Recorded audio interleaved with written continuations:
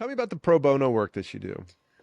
Most of the pro bono work that I do now is kind of speaking at places and helping, but Mm, there's like two or three really, really great nonprofits in Los Angeles: the Harriet Buhey Center for Family Law, Levitt and Quinn, and the Los Angeles Center for Law and Justice. Most of what we do at those places is help people that don't have enough money to hire a divorce lawyer. A lot of them do not speak English as their first language. There's a lot of domestic violence in those. I mean, you got people living in their cars because either they can't afford to buy two different houses or two different apartments, or they're just really scared to go back to where their abuser is living.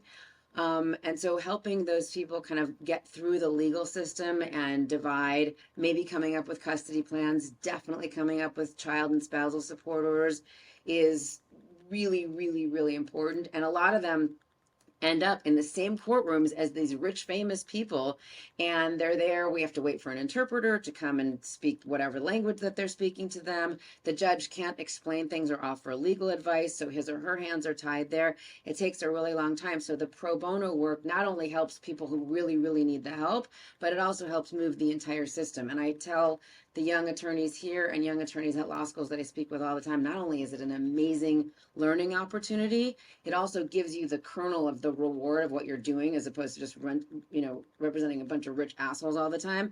You really get the feeling of, this is how I help people. And then what happens is that does translate to the people that you're representing, who may not always be rich assholes. They're people who really are scared, just like your pro bono people. I said in some article that came out last week, like, divorce is the great equalizer. It doesn't matter how much money, how famous, how gorgeous, whatever.